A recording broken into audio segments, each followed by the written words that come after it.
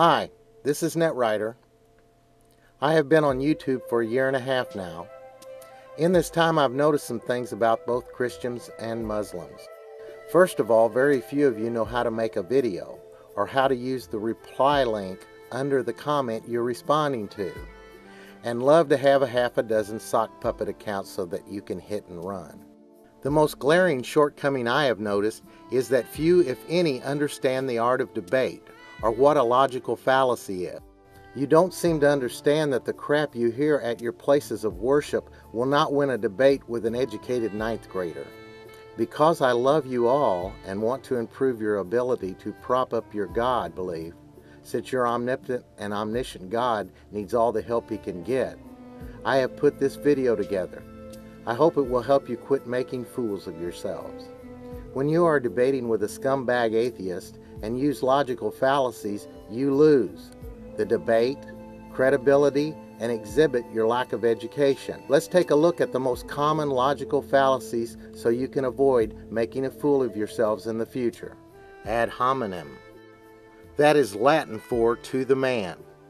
A debater who uses ad hominems attacks the person instead of the argument.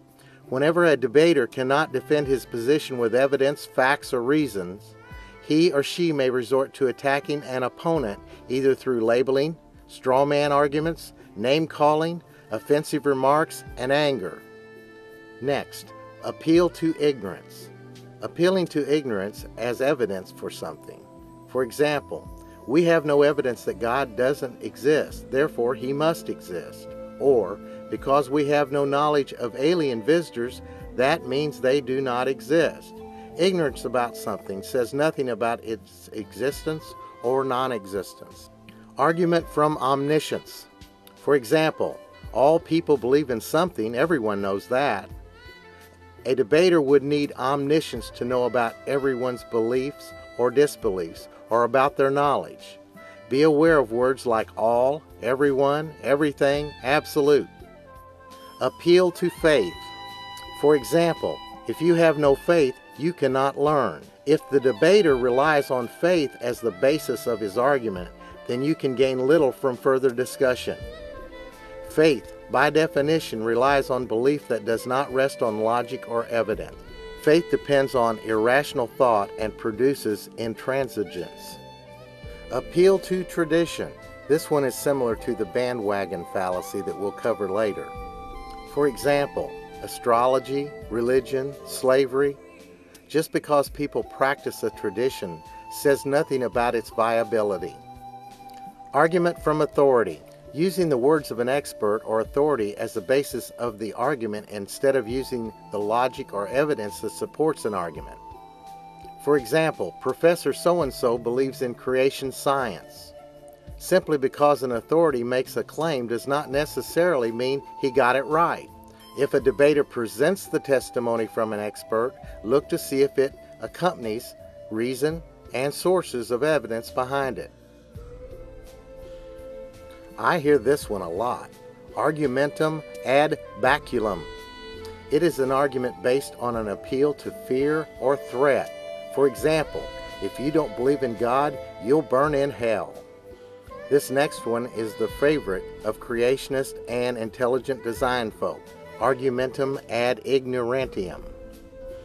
It is a misleading argument used in reliance on people's ignorance. Argumentum ad populum. It is an argument aimed to sway popular support by appealing to the sentimental weakness rather than facts and reason.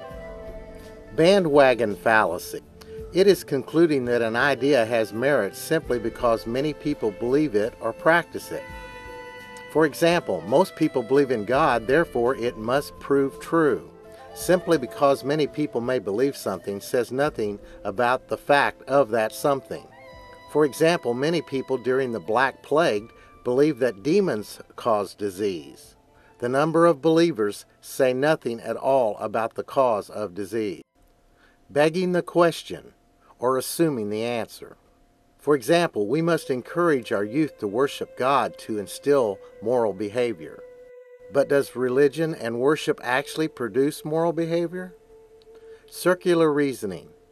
stating in one's proposition that which one aims to prove. For example, God exists because the Bible says so. The Bible exists because God influenced it. Non sequitur, Latin for "it does not follow," an inference or conclusion that does not follow from established premises or evidence. For example, there occurred an increase of births during the full moon. Conclusion: full moons cause birth rates to rise. But does full moon actually cause more births, or did it occur for other reasons, perhaps from expected statistical variations? Red herring, when the debater diverts the attention by changing the subject. Special pleading, the assertion of a new or special matter to offset the opposing party's allegation. A presentation of a debater that emphasizes only a favorable or single aspect of the question at issue. For example, how can God create so much suffering in the world?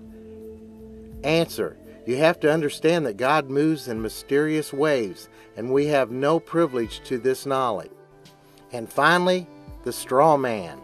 That's creating a false scenario and then attacking it. For example, evolutionists think that everything came about by random chance.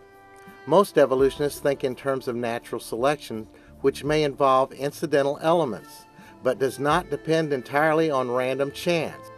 Painting your opponent with false colors only deflects the purpose of the debate. There are other logical fallacies, but I can see that your eyes are glazing over, so I will stop. Here is a list of others. If you are curious, a quick search on the internet will explain them to you. I hope this improves the ability of Christians and Islamists to prop up their God. Anything will be an improvement. As always, thanks for watching.